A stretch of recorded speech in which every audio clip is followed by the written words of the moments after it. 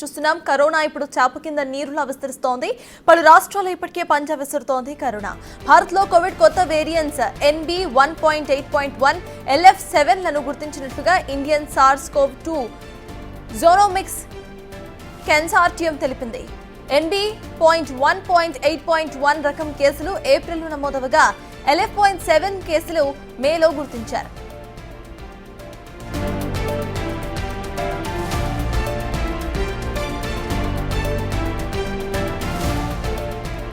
AP, Kerala, Tamil Nadu, Maharashtra, Karnataka, Delhi సహా పలు రాష్ట్రాల్లో కొత్త కేసులు నమోదయ్యాయి.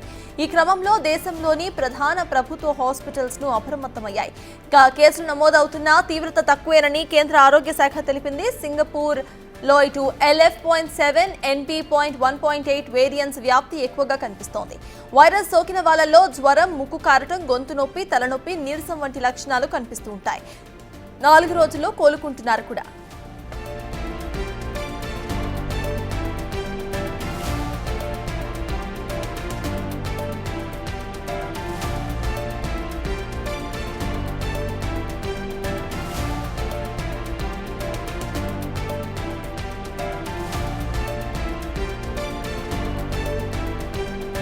కరోనా కొత్త వేరియంట్ ఇప్పుడు మొత్తం కంట్రీ వైడ్ గా కూడా స్ప్రెడ్ అవుతోంది. దీనికి సంబంధించిన పూర్తి అప్డేట్స్ మా ప్రతినిధి శివ ఢిల్లీ నుండి లైవ్ లో అందించడానికి సిద్ధంగా ఉన్నారు. శివ, చెప్పండి, ఇది మళ్ళీ ఒక హెల్త్ ఎమర్జెన్సీ అయ్యే ఛాన్సెస్ ఉన్నాయి అనుకోవాలా? అసలు నేషనల్ హెల్త్ టీమ్ ఏమంటున్నారు? అప్డేట్స్ ఏంటి? రైట్. అసలు క్రమక్రమంగా ప్రపంచ దేశాలతో పాటు ఇటు భారత్లోనూ కరోనా కేసులు పెరుగుతున్నప్పటికీ అంత ప్రభావం అనేది తీవ్రత అంతగా ఉండదు. అయినప్పటికీ కూడా జాగ్రత్తలు తీసుకోవాలనేది కేంద్ర ఆరోగ్య శాఖ ఇటీవల ఒక ప్రకటన విడుదల చేసింది. మరి ముఖ్యంగా 2 కొత్త వేరియంట్లు క్రమక్రమంగా భారత్లోనూ ఎక్కువగా వ్యాపిస్తూ ఉన్నాయి. ఇది ఏదైతే 2 వేరియంట్లు ఏవైతే ఉన్నాయో ఆ 2 వేరియంట్లు కూడా NB.1.8.1 అలాగే LF7గా గుర్తించారు. ఈ 2 వేరియంట్లు కొత్తగా వస్తున్నాయి. వీటి ద్వారా చాలా జాగ్రత్తగా ఉండాలి అనేది కూడా ప్రధానంగా సూచిస్తున్న పరిస్థితి కనిపిస్తుంది. అంటే గతంలో కరోనా వల్ల ఏ విధంగా అయితే ఇబ్బందులు ఎదుర్కొన్నారో అటువంటి ఇబ్బందులు అనేవి తీవ్రత ఎక్కువగా ఉండకపోయినప్పటికీ కూడా తగిన జాగ్రత్తలు తీసుకోవడం ద్వారా ఈ కొత్త వేరియంట్ల నుంచి ఆ ప్రభావం మన మీద పడకుండా చూసుకోవచ్చు అనేది కూడా ఈ కేంద్ర ఆరోగ్య శాఖ చెప్తోంది. ఇటు వరల్డ్ హెల్త్ ఆర్గనైజేషన్ కూడా ప్రధానంగా అన్ని దేశాలకు పలు సూచనలు చేస్తున్న పరిస్థితి కనిపిస్తుంది. ఇక్కడ సింగపూర్ కానీ ఇతర దేశాల్లో ఎక్కువగా ఈ కరోనా అనేది ఎక్కువ వ్యాపిస్తోంది. చైనా కానీ ఇతర దేశాల్లో, ఇటలీ, కెనడా ఇతర దేశాల్లో అయితే ఈ కరోనా అనేది ఎక్కువగా వ్యాపిస్తోంది. క్రమక్రమంగా వేల సంఖ్యలో ఈ కరోనా కరోనా కేసుల సంఖ్య ఎక్కువగా అవుతూ ఉంది. ఇక ఇటు దేశంలో భారత్లో చూసుకుంటే ప్రధానంగా కేరళ, ఢిల్లీ, ఇతర ప్రాంతాల్లో ఈ కేసులు పెరుగుతున్నాయి. అంటే ఇటీవల 23 కేసులు వచ్చాయని ఢిల్లీలో చెప్తున్నప్పటికీ కూడా అది కేవలం కొన్ని సిమ్టమ్స్ రావడం వల్ల అనేది ప్రధానంగా తెలుస్తుంది. దాని తీవ్రత అనేది అంత ఎక్కువగా లేదు.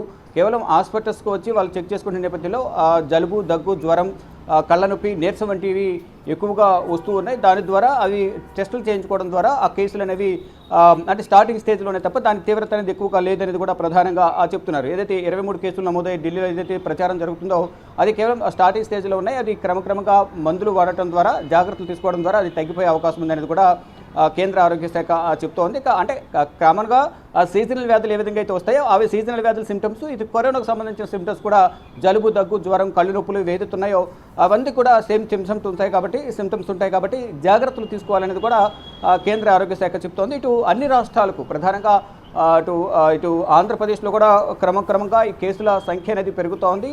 తగిన జాగ్రత్తలు తీసుకోవడం ద్వారా ఈ కేసులు అనేవి ప్రభావంతో లేకుండా ఉండే విధంగా కూడా జాగ్రత్తలు తీసుకోవచ్చు అనేది కూడా చెప్తున్నారు. హాంకాంగ్ కానీ, సింగపూర్, థాయిలాండ్తో పాటు చైనాలోనూ COVID-19 అనేది ఎక్కువగా పెరుగుతుంది. గతంలో కనుక మనం చూసుకుంటే కనుక చైనాలోనే దీని ప్రభావం అనేది ఎక్కువగా పనిచేసింది. అక్కడ లక్షల సంఖ్యలో కరోనా కేసులు వ్యాపించాయి. వేల సంఖ్యలోనే అక్కడ కూడా చాలామంది చనిపోయిన పరిస్థితి కనిపిస్తుంది.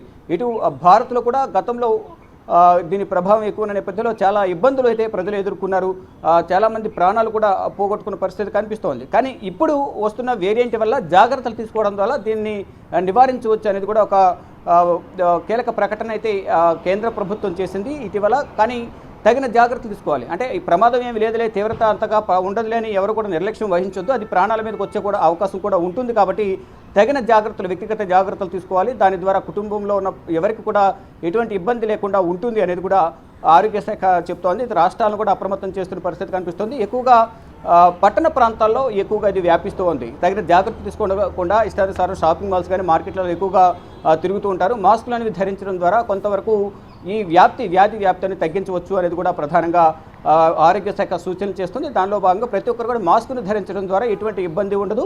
మరోవైపు జలుబు దగ్గు ఎవరైనా వచ్చినా కానీ అటువంటి వారు కొంచెం మాస్కులు వాడడం, కర్చీఫ్ వినియోగించి దగ్గు కానీ జలుబు కానీ వచ్చినప్పుడు జాగ్రత్తలు తీసుకోవడం ద్వారా కొంచెం గాలిలో ఆ తుంపర్లనే పడకుండా కర్చీఫ్ అడ్డు పెట్టుకోవడం ద్వారా కొంతవరకు ఇతరులకు వ్యాపించుకొని ఉండే అవకాశం ఉంటుంది. తగిన జాగ్రత్తలు తీసుకోవాలని కేంద్ర ఆరోగ్య శాఖ చెప్తోంది. ఇక దేశవ్యాప్తంగా కూడా ఈ హెల్త్ డిపార్ట్మెంట్స్ అందరికీ కూడా పలు సూచనలు చేశారు, ఆదేశాలు కూడా ఇచ్చారు. కరోనా వల్ల ఇబ్బందులు ఏర్పడే అవకాశం ఉంటుంది కాబట్టి హాస్పిటల్స్లో కూడా ఎమర్జెన్సీ బెడ్స్ను కూడా ఏర్పాటు చేసుకోండి.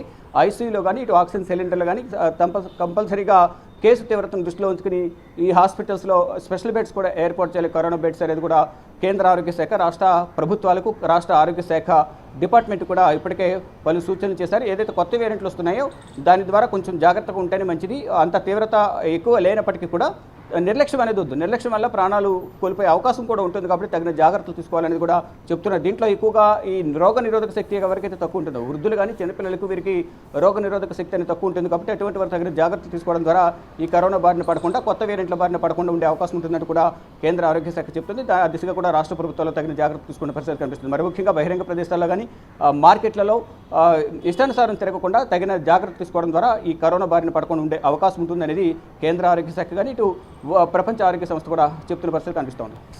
రైట్.